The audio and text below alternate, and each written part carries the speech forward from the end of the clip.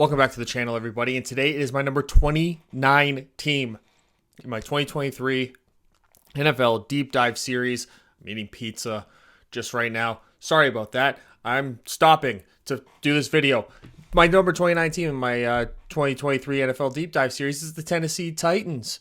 That's right. You might be thinking this is a little low for them, but guess what? You said that about it last year when I had them ranked in the exact place that they finished in the NFL, which was 11th worst. I seem to know things about the AFC South that others don't.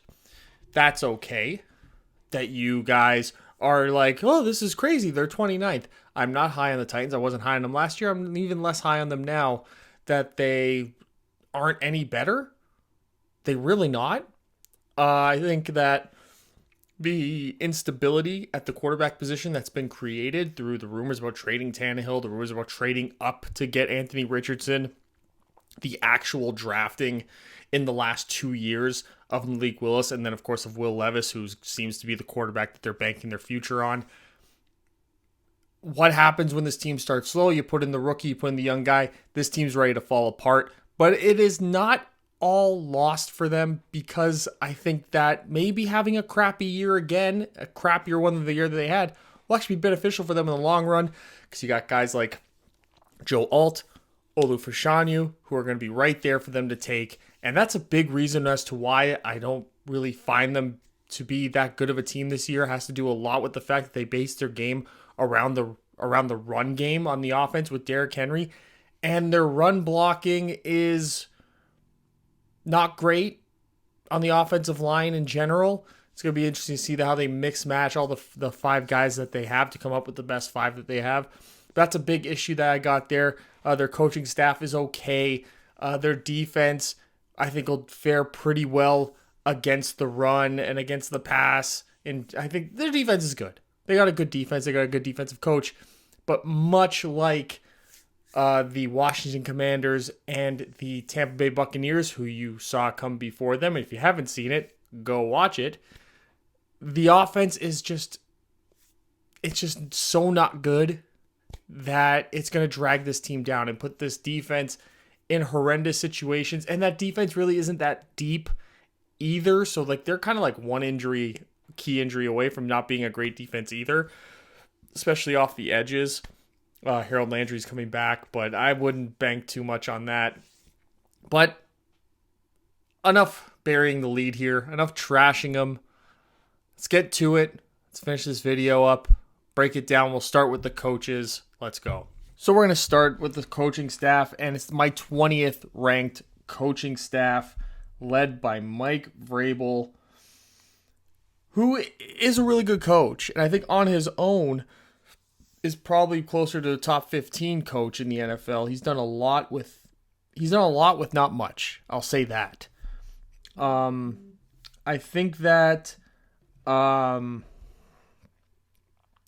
they've overachieved because of Mike Vrabel. And I think that last year showed that that overachieving wasn't necessarily long for this world. And I'm not saying that this team, if they finish here this low in the standings, that he's in trouble, but I do think his coordinators could be in trouble. And we'll start with the offensive coordinator, Tim Kelly, who's sort of having to pick up where Arthur Smith left off, which they haven't really been able to replace that. And Arthur Smith was really the driving force behind this offense that really made it run. He understood how to use Derrick Henry properly. He revitalized Ryan Tannehill's career in the process.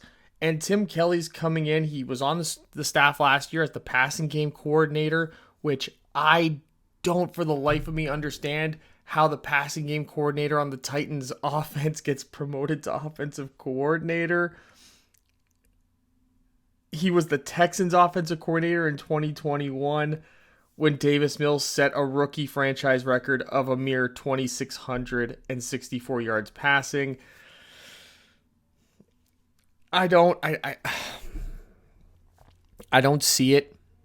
I don't know that this offense is going to get much better. Clearly, they might want to be going towards more of a passing offense, which is why you draft a guy like Will Levis in the second round, why you've seemingly given up already on Malik Willis, who was already completely overrated just because that coaching staff was, or the quarterback class was so bad. So maybe this is like a transitional year for the offense in general. There was rumors about Derrick Henry getting traded. I wonder if Derrick Henry does get traded. I don't know that I necessarily hope that he does, but I think for the sake of this Titans team, the best way for them to get a haul and for them to get this offense rolling the way that they would with a guy like Tim Kelly, who has a passing game background, I think that's probably in their best interest. And we'll see later with their offensive line. Their offensive line is actually built better for the passing game anyway, as it stands. So maybe, adding one more offensive lineman would actually make them a really solid passing offensive line. So maybe Tim Kelly can work that in there. But I think it's going to be a really rough start at the beginning of the year while they're still trying to be the run-first offense that they're sort of built to be and that they're used to being. But I think that's going to fail real early on. And that will put, I think, Kelly in a position that maybe he'll get to show more of what he wants to do offensively. And then the defensive coordinator, who's sort of just, he's hand in hand with Mike Vrabel, who's a defensive guy, of course. It's Shane Bowen. It's his 5th season with the Titans. He was promoted to defensive coordinator in 2021 after just being the outside linebackers coach. So he's got a couple years under his belt now as the defensive coordinator. He did, in his first year as defensive coordinator, they were 9th in sacks. Harold Landry had a career year. Danico Autry really had a great season as well, playing sort of like that hybrid 3-4 defensive end edge guy on early downs, and then Jeffrey Simmons had 8.5 sacks to go along with it. They've been quite good on defense in general, and how much of that is Mike Vrabel, how much of that is Shane Bowen, how much of that is them sort of working together? I think it could be a little bit of both. I don't necessarily rank Shane Bowen that high in terms of defensive coordinators because he is paired up with a defensive coach, a defensive head coach, who is really good at his job and has a great resume. It's kind of like what you see, like, can you really say an offensive coordinator is that great when they work with Andy Reid? We talked about that in previous videos with Eric Bieniemy. Can you really say a defensive coach is that good when he's working with Bill Belichick all the time? And we sort of look at what's his face who coached Detroit. Why am I blanking on his name? Matt Patricia. You can sort of look at that. And he became a head coach. It was like, okay, maybe he's not that great. So I think that Shane Bowen could possibly fall into that.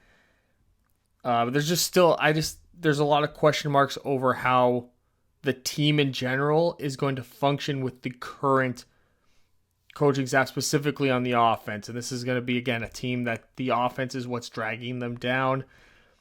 Some of their other coaches out there, not a lot of experience. So I think it's a transition year on the offense, and I think that could spell a lot of issues throughout this season, which will drag down this team's record. But in the long run, like I said, it could be for the good of everyone. And we'll start with breaking down each position on the offense. We'll start with the quarterbacks, and it's Ryan Tannehill, who I give a 72, which is an okay quarterback grade. I think Will Levis there, you see him as a 66. As a passer, I think that's why Will Levis will eventually just take over halfway through the season, unless this team somehow goes on a run and they're like going to win the division. You gotta remember this. The New York Giants in 2004, they benched Kurt Warner when he was 6-4. He lost 2 in a row, and then they benched him for Eli, and Eli played the rest of the year. And it worked out better in the long run. They took a couple of extra losses, but then the next year they were division champions. I think Tennessee could put themselves in that position. And unlike that Giants team, they actually will have a first-round pick in the upcoming draft. So they'll be able to use that, get a guy who can come in and be a day one starter impact guy, whether it be at the edge, whether it be at the right tackle position. And you've got, or a wide receiver, depending on how bad they finish. Marvin Harrison could be there, who knows. But I think that this quarterback room, as you look at it, Malik Willis, I don't know, even makes the team at this point. The offensive system is just way too different. They're going in a way different direction than what they were even just a year ago, what they could have projected a year ago. So I think it's sort of Tannehill on a short leash. Will Levis comes in, and this is where the team sort of tanks. And we're going to the receiving backs, and this is one of the few times where the guy who isn't the best receiving back on the team is going to be featured as the starter. And that's Derrick Henry, who gets a 62 as a receiving back. I mean, he'll catch a screen pass, but that's not his game. I think Julius Chestnut and the rookie Tyjae Spears are a lot better at those roles. But this offense is so reliant on Derrick Henry because they have no offensive weapons really outside of him. So he's going to be on the field 85, I think, percent of the time. And then you'll see Tyjae Spears come in on passing downs. You'll probably see Hassan Haskins come in a bit as well. I think Tyjae Spears is a real sleeper here, where if he really shows out in training camp, if he shows out early in the regular season, takes advantage of some opportunities, he could be the catalyst that really ends up making them comfortable trading Derrick Henry. I think that was one of the reasons why they drafted him anyways. They're sort of prepping for life without Henry, but in the receiving game, Derrick Henry is really not going to be a threat. He's going to be somebody that just sort of keeps the linebackers honest in the play action game. That's really what his key role is on these third downs, third and mediums, third and shorts. Now we're looking at the receivers, and again, because of the way that they run the football, you're seeing there Westbrook Ikeen, I'm going to say his name is, and he's a 59 as a receiver, but he is one of the best blocking wide receivers in the NFL. Him and Treylon Burks actually grade out really well as blockers at the wide receiver position. So that is why they're being featured here as the starters. It does drag down the passing game significantly that they're going to be on the field a lot. Treylon Burks is the team's number one receiver. He gets a 74. But Akeen with a 59, yes, it drags it down. But as in terms of a blocker, I would have him like in the mid to high 70s. Probably the best blocking receiver on the team. Him and Burks, I think, going back and forth on that one. Then you got Kyle Phillips, who sort of came on a bit there early in his rookie year, started surprising a lot of people, and then sort of fell off towards the end. But they did draft him, I think, in the third or fourth round last year. So there are plans for him to be part of that offense. The way he started the year last year, there'll be plans for him in the offense. And again, with Tim Kelly as the offensive coordinator, you're expecting the ball to get thrown a little bit more. So he's going to get a lot more opportunities. And then there's Chig Okonkwo, who's sort of like a tight end, H-back type role. You're going to see him do a lot of motion. He'll go out into the flats. He'll run some routes. He's a really interesting player on this offense. This was really the best spot he could have ended up in when he was drafted last year. So it's a young receiving group for them, receivers and tight ends. That are, as the season goes on, I think eventually when they make the quarterback change to Will Levis, are at least going to get more opportunities to really show what they got. And I think by the end of the season, you might have a better idea of whether Treylon Burks is a true number one receiver or not. You sort of look at some of the depth here. You got Chris Moore, who actually grades out quite well in the passing game. You got two rookies, Colton Dowell and Jacob Copeland, who grade out kind of okay in the passing game as well. Excuse me. Racey McMath is kind of just a depth piece. I don't know if he makes the team. Then you got the tight ends, Trayvon Wesco, who is a pretty decent number two tight end. Josh Wiley, a rookie. I don't know if in the passing game he's going to have that much impact. I think early in the year, though, you could look at him playing the tight end position and being a blocker and having him and Chig Okonkwo on the field at the same time with Derrick Henry. And I think that really add to the running game ability. Especially then you got Treylon Burks out there, and you're going to have Westbrook Ikini. Ikini? Is it Ikini? Believe it. I don't know how to pronounce it. Don't have a complicated name, bud. But that's going to really make their run game, I think, a lot better. But in terms of the receiving game and the passing game, it's below average at best. And this is what I was talking about at the top in terms of the offensive line and them being built better as a pass blocking team. You look at Andre Dillard, who's going to start at left tackle. He grades out as an 85 pass blocker, which I think he's pretty good. He came on with the Eagles there And I think in the passing game, he's very good. Brunskill is sort of like, he's good at everything. Aaron Brewer, they're insisting on him starting at center, whatever. And then you got Nicholas Petit-Frere, who doesn't grade out well at all. And then the rookie Peter Skoronski playing there. The guard position grades out 83 pass blocker right out the gate as a rookie. I know you're seeing this and you're going like, wow, there's got to be better offensive linemen. And in the passing game, there is. Specifically, Dylan Raduns, who grades out as a 78 for me as a pass blocker, and Corey Levin, who I think should be the starting center, grades out 72. To me, I think towards the end of the year, when they become more of a passing team, by my own projections, you're going to see Skoronski go to the right tackle and Raduns go into that guard position.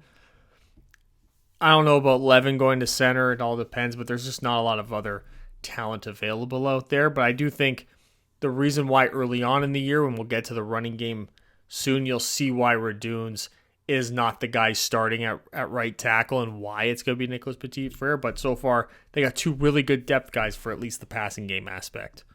And now we're going to break down the rushing threats. And Derrick Henry gets an 87, one of the highest grades I got. Tyjae Spears, I give an 80. This guy was incredibly dynamic in college.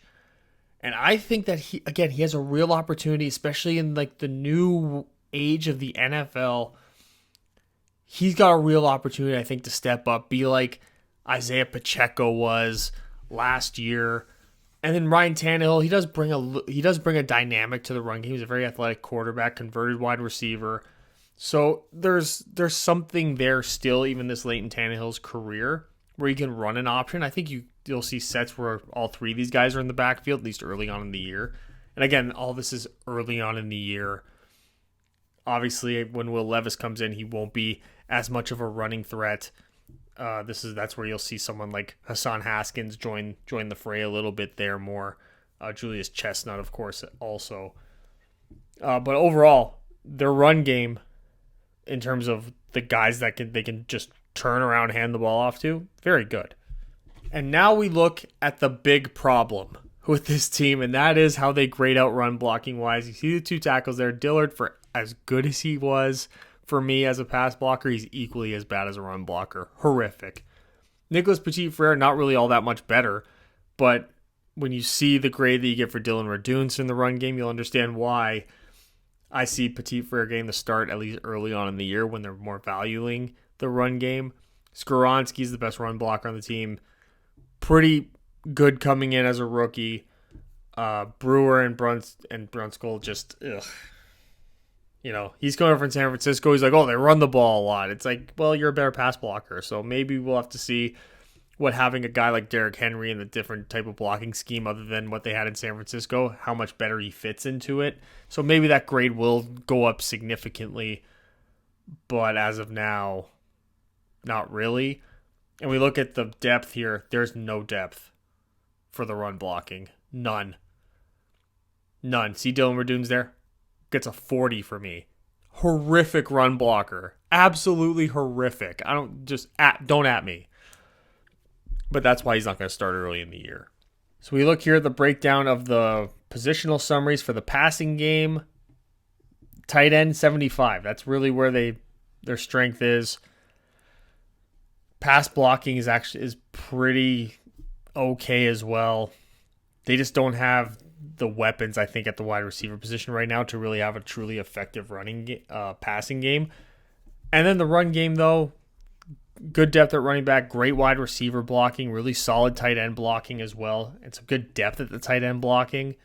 The quarterback runs, the depth is really brought up by Malik Willis. If you want to just bring in a straight running quarterback, yeah, Malik Willis would be the best option. But they really have to improve the run blocking. And because of the way that this team is set up, I cannot stress it enough. I don't know that they're going to be that effective because the run blocking is going to be so bad. But still, it's still a good running team. And you can see that they're still a good running team. They're my 10th best rush offense, even with that horrific offensive line. So imagine what they could be with that offensive line actually performing a lot better, with maybe them getting a better,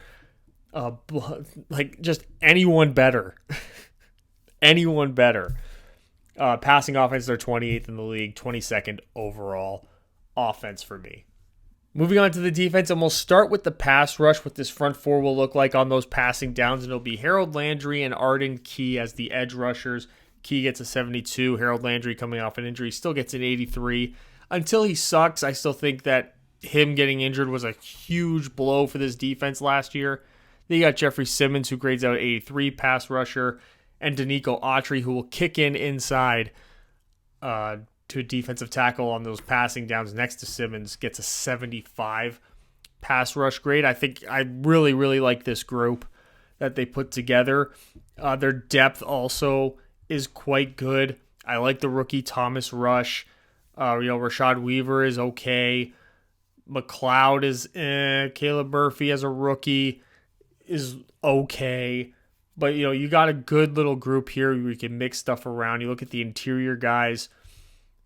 Tier Tart is actually really good as well.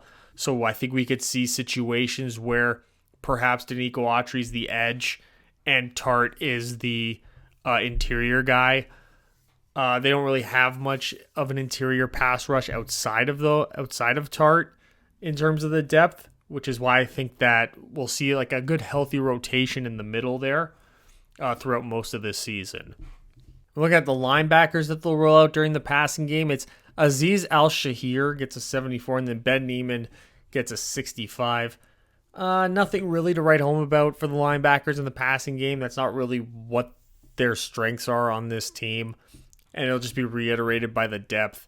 Not a lot of depth at the linebacker position in terms of the passing game and pass coverage. That's not their game. This is actually a pretty good linebacker group. Just in the passing game, you're sort of hoping that you can get that good interior pass rush to sort of keep the ball on the outside the numbers a lot.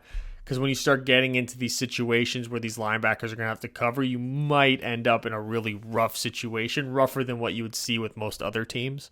And now we're looking at the pass coverage, and we'll start with the cornerback group. Sean Murphy-Bunting comes in from Tampa Bay. Immediately for me, he's their corner one.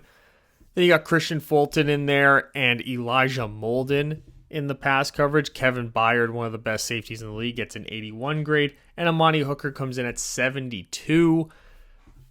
Their cornerback room has always been an interesting case for me because they seem to keep throwing like high-level draft capital at it, like Elijah Molden, Christian Fulton. We'll get into the depth now.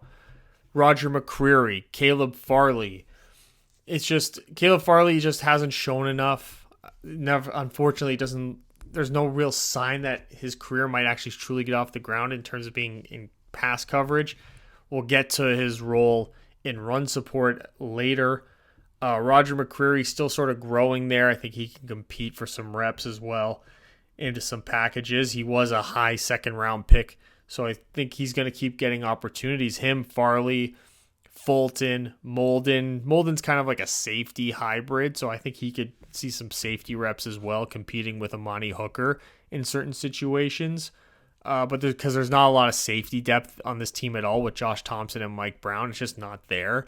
So I could see Molden and Hooker sort of being rotational guys at the safety position, allowing guys like McCreary and then Caleb Farley to compete. I know Trey Avery's there, and he's ranked seemingly pretty good, but I think he's just more of a special teams player on this roster. Now we're going to look at how this defensive line stacks up against the run. I think this is where Harold Landry will see some reps pretty much disappearing, because they'll bring in Tart to play that nose tackle role next to Jeffrey Simmons, who gets an 83.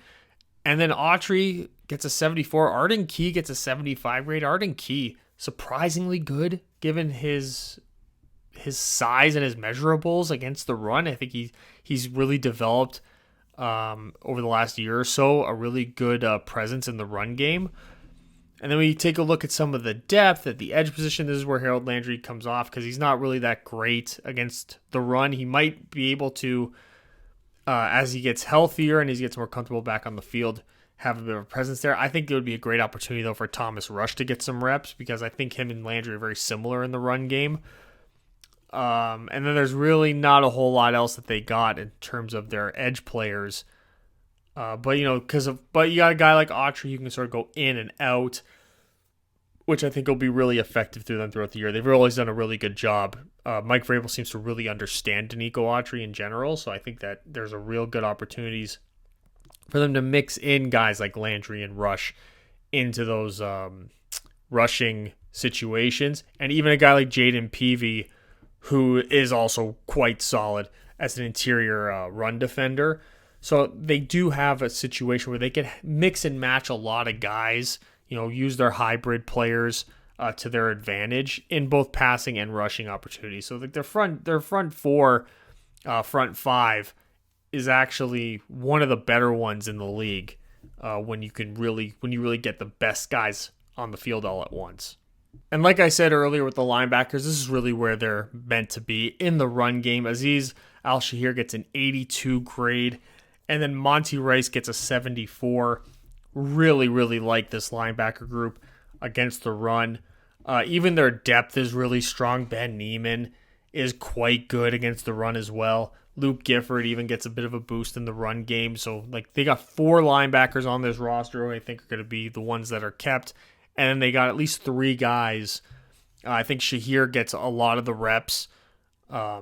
He is the best linebacker on the team. And I think you got Neiman and Rice, who they can really do a nice little rotation with when they're putting 2 linebackers on the field. I do think that based upon the way that their defensive back room is set up, and we'll get to that shortly, that we might see a lot of 1 linebacker sets. But they do definitely have the bodies in the run game, at least, to get 3 guys that you'd be comfortable with on the field. Because then we look at their run support, and Christian Fulton, great run supporter at 89. Byard's even quite good in the run game. Amani Hooker's just, I think he's like above average, solid, consistent in all facets of the game. Molden against the run, not very good. Murphy Bunting is okay, good enough to not get taken off the field. Their depth, though, Caleb Farley grades out really well against the run so far. So does Roger McCreary. And again, this is where I sort of bring up the possibility of Elijah Molden being used more as a safety rather than a nickel guy. Is in situations like this, where you can get a guy like Caleb Farley maybe on the field, a guy like Roger McCreary who are actually pretty good in the run game. Trey Avery converts those special teams skills quite well in the run game because tackling, lane discipline, edge setting, whatever you want to call it, being a special teams guy, you're going to naturally be a little bit better at those things as well. But again, no safety depth at all, which is why Molden, I think, really will start seeing some of that 8th man in the box type safety roles, perhaps, covering tight ends and slot guys. So we're going to the positional summary breakdown, and really solid against the pass. The back end with the safeties and the pass rush, both edge and interior, very good. And that's really where if you're really solid in those 2 areas, you're going to be really good against the pass. And then against the run, they got really good linebacker play. The corners are really disciplined out there. The safeties are as solid in against the run as they are against the pass. And then, the edge guys are, you just got to be really solid edge setters to force them inside to a pretty well graded interior run support unit. And overall, this is the 3rd best defense in the league for me in terms of how these players grade out. They're 9th against the pass and they're 3rd against the run. How well that interior holds up is really up to the effort and the coaching, but I think the defensive backs are there really to do their job as well as any other group in the NFL. So that front 7 is going to get a lot of work, and how they use that rotation is going to be really important to whether or not this does hold up as the 3rd best rush defense, as the 3rd best defense in the league. But again, dragged down by just an offense that I have no faith in the current state of the NFL. There's only so much Derrick Henry can do. And I'm looking at their record prediction. 4-13 is what they came out with for me. And I'm just sort of because I was just looking at, I went game by game. I didn't pick on any team. I predicted all the week 1 games, all the week 2 games in order to week 18. And this is the record that got spit out. New Orleans is quite good. The Chargers, the Browns, the Bengals, the Ravens, the Steelers, even Jacksonville, Seattle. There's a lot of good teams that they're playing. Miami. I had them beating Houston twice. I had them beating Carolina. Rookie quarterbacks. When you have a really good defense playing against a rookie quarterback, you're going to see a lot of success. And then I got them beating the Atlanta Falcons in the Arthur Smith Bowl. Just because I think that there's going to be equal amounts of instability in Atlanta. It's just Atlanta finishes with a much better record just because their division is so weak. But I could see them stealing one of the games against the Colts. I think for sure that's a possibility.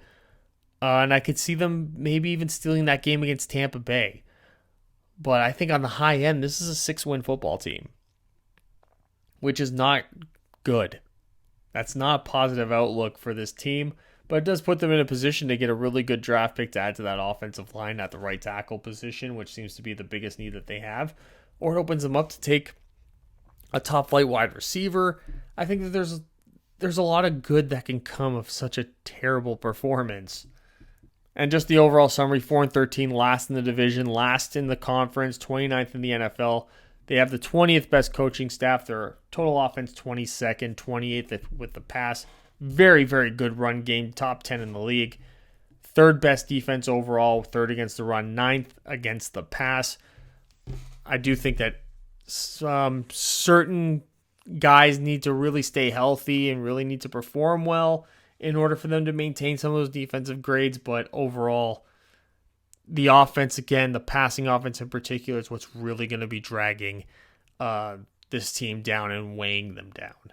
And there you have it, my number 29 team in my 2023 NFL Deep Dive Series, the Tennessee Titans. Do you think I explained myself well enough? Did I? You let me know in the comment section below. What week do you think Will Levis will make his rookie debut and the tanking for a tackle begins for this football team? And subscribe if you haven't already. Thumbs up, comment, subscribe. All helps with the algorithms. I appreciate you guys. And go watch the other videos in the series if you haven't already. And thank you so much. I will see you guys next time. Thank you. Thanks again. Thanks. Thank you. Thanks.